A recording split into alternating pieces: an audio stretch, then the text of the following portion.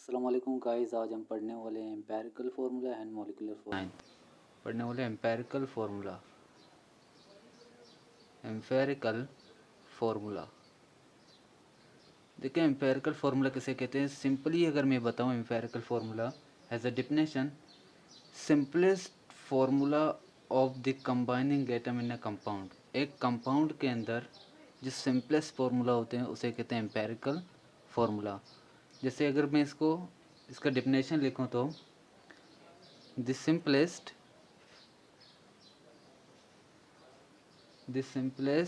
Ratio या formula of the combining atom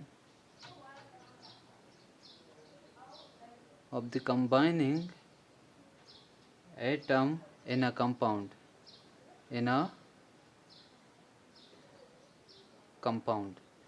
एक compound के अंदर जो सिंपलेस्ट रेशो होते हैं एटम की, उसे कहते हैं एम्पेरिकल फार्मूला। जैसे एग्जांपल हमारे पास है ग्लूकोज की फार्मूला क्या है, C6H12O6। इसकी सिंपलेस्ट रेशो देखा जाए तो रेशो अगर इसकी देखा जाए 6:12:6। कार्बन के पास 6 था, ये 6 लिख लिया। हाइड्रोजन के पास 12, ये 12। ये 6 था ऑक्सीजन, ये 6। 6:12:6। ये किसकी रेशो है, ग्लूकोज की। इसकी एम्पेरिकल फार्मूला निकाला जाए तो 6 1 6, ये 1 लिख लिया। रेशो 6 2 12, ये रेशो 6 1 6। क्या लिखेंगे, ये हमारे पास जो है, this is the empirical formula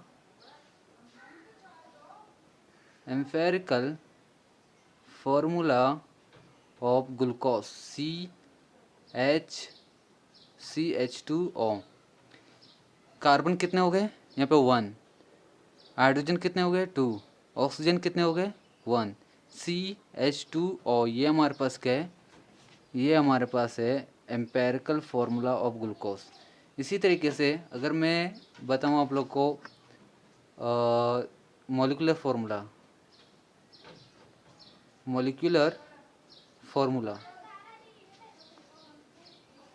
formula किसे कहते हैं, ये देखें। मॉलिक्यूलर फार्मूला हमारे पास होते हैं एक्चुअल नंबर ऑफ एटम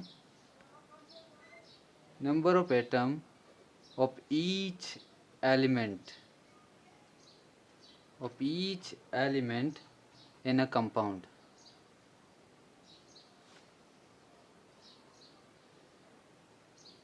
एक कंपाउंड के अंदर जो एक्चुअल नंबर ऑफ एटम होते हैं हर एलिमेंट का, उसे कहते हैं मॉलिक्यूलर फार्मूला। और कैसे, एग्जांपल में दे दूं इसका। एग्जांपल ग्लूकोज का ही देता हूँ, C6H12O6। ये हमारे पास क्या है, मॉलिक्यूलर फार्मूला ग्लूकोज का। सही, ग्लूकोज का मॉलिक्यूलर फार्मूला। ये हमारे पास क्या था, एम्पेरिकल फार्मूला था ग्लूकोज का। अब यहाँ पे मैं एक टेबल ड्रॉ करूँ, एग्जांपल दे दूँ और अच्छी तरीके से। ये देखें, मैं यहाँ पे लिखूँगा कंपाउंड्स, ये हो गए कंपाउंड्स, ये हो गया मॉलिक्यूलर फार्मूला,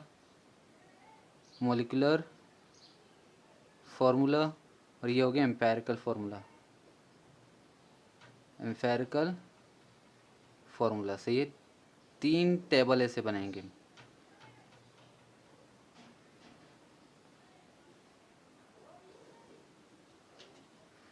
ये मैं कंपाउंड में लिखूँ, जैसे लिखो इथीन, प्रोपीन और ब्यूटीन। यहाँ पे 3 कंपाउंड है, ये ऑर्गेनिक कंपाउंड है। Same ethene, propene, butene. Ethene का फॉर्मूला हमारे पास है, मॉलिक्यूलर फार्मूला C2H4। इसका एम्पेरिकल फार्मूला क्या बनेगा हमारे पास, CH2। और कैसे, इसकी रेशो निकालेंगे, सिंपलेस्ट रेशो। जैसे मैंने यहाँ पे क्या किया था, C6H12O6। इसका मैंने क्या निकाला, रेशो, इसका रेशो और इसका रेशो, इसको मैंने एक ही सेम टेबल से कैंसिल आउट किए। इसी तरीके से यहाँ पे 2 के टेबल से कैंसिल आउट कर सकते हैं। यहाँ पे लिखा हुआ है 2, 2 को 2 से डिवाइड करें, 2 1 ज़ा 2, मीन 1 बच गया। यहाँ पे क्या हो गया, कार्बन, 1 कार्बन, 1 लिखने की ज़रूरत नहीं है। यहाँ पे क्या लिखा हुआ है, 4, 4 डिवाइड बाई 2, 2 1 ज़ा 2, 2 2 ज़ा 4, क्या बच गया हमारे पास, 2। ये क्या हो गया, हाइड्रोजन 2 बन गया। ये एम्पेरिकल फार्मूला किसका है, इथीन का। ये मोलिकुलर फार्मूला किसका है, इथीन का। इसी तरीके से प्रोपीन, प्रोपीन कहते हैं 3 कार्बन को, 3 कार्बन एंड ये हो गया 6, सेम। इसके अगर एम्पेरिकल फार्मूला देखा जाए तो एम्पेरिकल फार्मूला इसका भी वही सेम ही होगा। मोलिकुलर फार्मूला चेंज हो रहा है, एम्पेरिकल फार्मूला बिल्कुल वही पिछले जैसी सेम है, सही है।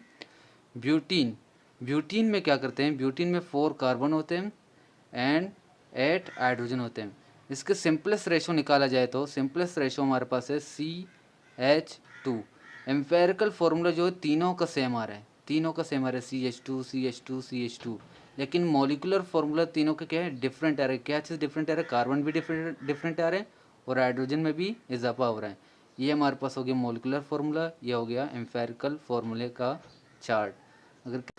अगर आप लोगों को ये वीडियो पसंद आया, लाइक करें, शेयर करें और सब्सक्राइब करें।